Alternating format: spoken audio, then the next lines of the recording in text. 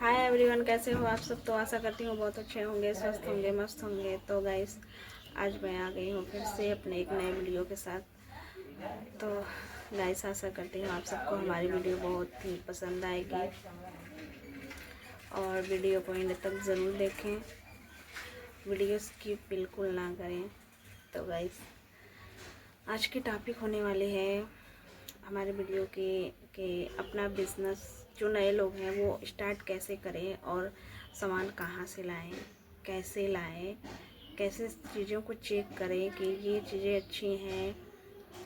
तो गाइस, आज की वीडियो इन्हीं सब टॉपिकों पे है। और जो लोग हमारे वीडियो को नए लोग देख रहे हैं वो हमारे चैनल को सब्सक्राइब ज़रूर करें और लाइक करना बिल्कुल ना भूलें। तो गैस, चलिए हम वीडियो को स्टार्ट करते हैं। तो गैस, मैं बताने वाली हूँ, अगर जो लोग नई शॉप ओपन कर रहे हैं या ओपन करने की सोच रहे हैं, तो गैस मैं उनसे बताने वाली हूँ कि आप सबसे पहले जो भी सामान लाना चाहें तो मतलब फर्स्ट टाइम में ही दिल्ली, मुंबई वगैरह से, मतलब बड़ी सिटियों से शॉपिंग ना करें तो अच्छी होगी। क्योंकि क्या होता है कि आप पहली बार जा रहे हो सामान लेने, आप किसी को नहीं जानते, कौन सा दुकान कैसा है, दुकानदार कैसा है, वो कैसे चीज़ें दे सकता है। तो अगर आप अपने लोकल शॉप से और लोकल होलसेलर से लेते हो जो आपके एरिया से है, उससे दुकानदार तो नहीं बताते, लेकिन आप पता कर सकते हैं अपने एरिया से कहाँ से होलसेल कहाँ पे मिलता है। तो अपने लोकल होलसेलर से अगर से चीज़ें लेते हो तो वहाँ पे वो आपका एरिया होगा, आप वहाँ कुछ लोगों को जानते होंगे।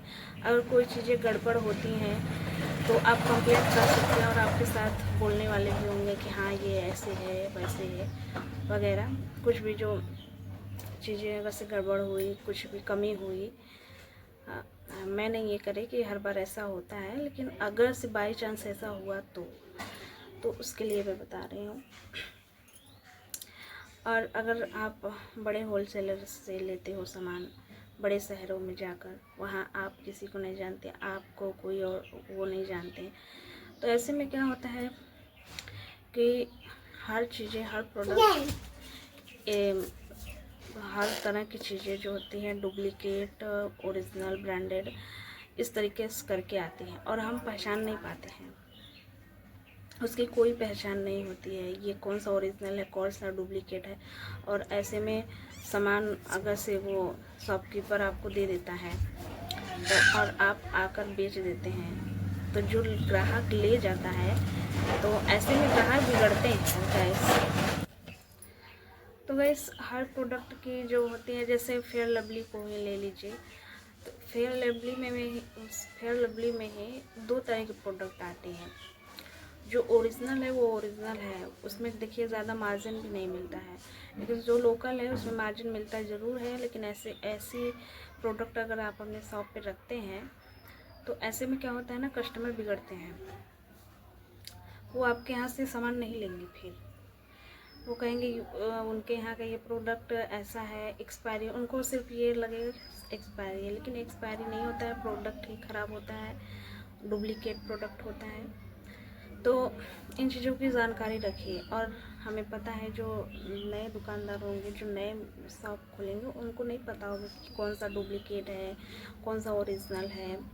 ऐसे हमें भी नहीं मालूम था, मैंने भी धीरे धीरे से चीज़ें लेने स्टार्ट करी। एक बार मैंने भी गया होलसेल के पास, सामान कुछ ले रहे थे, तो बहुत वहाँ पे भीड़ थी। तो क्या क्या होता है ना कि जब भीड़ होती है तो हम सब अपना सामान अपने हाथ से ले लेते हैं, फिर उसके बाद काउंट करने के लिए बोल देते हैं। तो ऐसे ही मैं कर रही थी और मुझे नहीं पता था कि ये फेयर लवली में भी दो तरह की फेयर लवली आता है, और पत्ते वाली जो 10 रुपये बिक्री की फेयर लवली होती है, उसे मैंने रख लिया और ध्यान भी नहीं दिया कि पर्ची जब बनाए तो भी मैंने नहीं ध्यान दिया कि वो कितने का पर्ची बनाए। तो उसको लाकर जब मैंने बेचना स्टार्ट करा तो वो जो भी कस्टमर ले जाते कहते कि ये वाली फेयर लवली, वो हमको वापस लाकर दिखाती। और ऐसे में 3-4 लोगों ने तो एकदम वापस करके हमसे दूसरा ले गए और यहीं पे खोल के, ऐसे में मेरा 2-3 ख़राब हो गया, गया 10 20 30 40 50 रुपये। तो क्या होता है, हमको भी नहीं पता था कि इसमें भी डबल क्वालिटी होती है, डुप्लीकेट। तो बोले कि ये देखिए आपका क्रीम बेकार है, एक्सपायरी हुआ है, ऐसा है। तो मैं भी जाकर वहाँ पे बोली कि देखिए क्रीम कैसा है, आपने दे दिया था और एक्सपायरी है, और ऐसे हमारे कस्टमर कह रहे थे ऐसे ऐसे। तो उन्होंने बोला कि ये एक्सपायरी नहीं है, ये इसका सेकंड वर्जन है, डुप्लीकेट है। तो हम कहें कि तो इसका क्या करें, तो कहें कि आप ले गई बेचे, तो अब इसमें हम नहीं कुछ कर सकते हैं।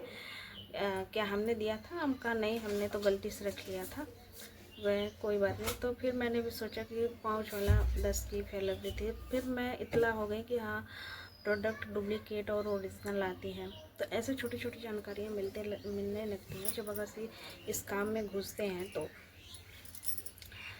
तो मैं यही कहना चाहती हूँ कि जो भी नए शॉपकीपर हैं, जो नए में दुकान खोलना चाहते हैं या खोल चुके हों, अभी नए हैं, अभी पूरी तरीके से नहीं जानकारी है, तो लोकल अपने एरिया के ही होलसेलर से चीज़ें लें, क्योंकि हम अपनी बात रख सकते हैं। हम और हमारा आना जाना भी रहेगा, दूर नहीं रहेगा। और अगर से कोई चीज़ में ज़्यादा दिक्कत हुई, अगर वो कोई बात नहीं मान रहा है, तो अगला आदमी भी हमारे पक्ष में बोल सकता है, क्योंकि हम भी तो किसी को जानते होंगे और वो भी तो हमें जानता होगा। और चीज़ें बहुत ही सावधानी से लें, जैसा कि मैंने अभी बताया डुप्लीकेट और ओरिजिनल के बारे में। जैसे कुछ शैम्पू भी होते हैं, क्रीम प्रोडक्ट होते हैं, ब्लीच वगैरह होती है, ये सारी चीज़ें। और इन सब चीज़ों का एक्सपायरी डेट ज़रूर देखें, क्योंकि अगर से जो नए दुकान खोलने की कोशिश कर रहे हो या फिर खोल चुके हो, फिर भी अभी नए हो, तो मैं उनके लिए बता रही हूँ कि जाएँ तो एक्सपायरी कम से कम 2 से 2.5 साल तक का देख कर लें। ऐसे में क्या होता है कि कोई प्रोडक्ट आप लाएँ और यूँ ही 1 महीने में या फिर 1-2 दिन में या फिर 2 महीने में बिक के खाली नहीं हो जाता है। कभी कभी कोई प्रोडक्ट साल 2 साल रखे रहता है। ऐसे मैंने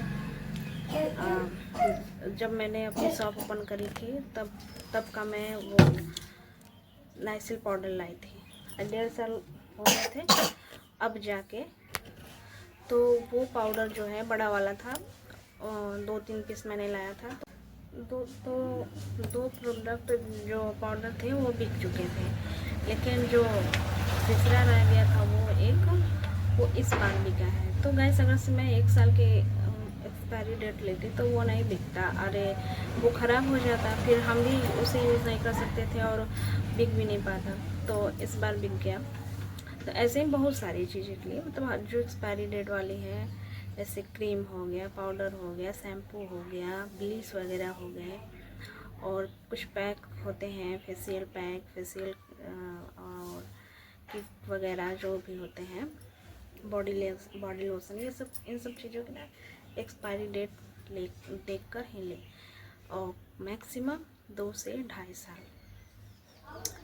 इसमें आपका ही फ़ायदा होगा और आपकी ऐसी दुकान चलेगी। वरना आप सामान लाते हैं, सामान ख़राब हो जाता है, वो तो उसका पैसा तो गया, तो आपको उसी पैसे में फिर दूसरा लाना पड़ेगा, उस पैसे अलग से पैसे लगाना पड़ेगा। तो ऐसे में आप लॉस में जाने लगेंगे। एक्सपायरी डेट का सर्वोत्तम ध्यान रखें, और इन चीज़ों का ज़रूर ध्यान रखें कि कौन सी प्रोडक्ट हाँ हमारे एरिया में बिक सकती है, उसे ही ज़्यादा रखें। नहीं कि हाँ ये अच्छा लग रहा है, ये अच्छा है, वो आपके लिए अच्छा है, आपको पर्सनल यूज़ के लिए चाहिए तो ले सकते हैं। अगर आप जान रहे हैं कि हमारे एरिया में इसकी बिक्री नहीं है, तो उसे बेचने के लिए बिल्कुल ना लें। अगर वो आपको पसंद आती है तो वो अपने पर्सनल यूज़ के लिए ले सकते हैं, लेकिन दुकान में रख कर उसे एक्सपायरी करने से ज़्यादा अच्छा है कि आप उसे ना ही रखें। अगर वो चीज़ें आपको बहुत ज़्यादा पसंद आती है, आपको मन करता है कि नहीं हमको यूज़ करने का मन कर रहा है, चाहे कोई भी क्रीम हो गया, तेल हो गया, तो वो आप लाकर अपना यूज करिए, लेकिन दुकान पे मत रखिए। अगर बिक सकती है तो ज़रूर रखिए। जितनी सारी चीज़ें अगर से बिक सकती है, उसे हमेशा 1-2 अवेलेबल ज़रूर रखिए, क्योंकि अगर दुकान आपने रखा है तो कोई भी चीज़ों को ऐसा ना सोचे कि अरे इसमें तो 1-2 रुपये मिल रहा है। 1-2 रुपये को मत देखिए, सामान चीज़ें रखे, सभी चीज़ें रखे, कोई आए वापस ना जाए। वरना क्या होता है ना कि कस्टमर आते हैं और वापस जाने लगते हैं तो क्या कहेगा, यहाँ पे हर चीज़ें अवेलेबल नहीं होती है, चलो हम कहीं और से ही ले लेते हैं वहीं पे। नहीं, आप भी हर चीज़ें अवेलेबल रखेंगे तभी आपकी दुकान अच्छी चलेगी। तो गाइस, आप सबको हमारी वीडियो कैसी लगी, अच्छी लगी हो तो लाइक ज़रूर करें। तो guys, bye bye, take care, अपना ख्याल रखें।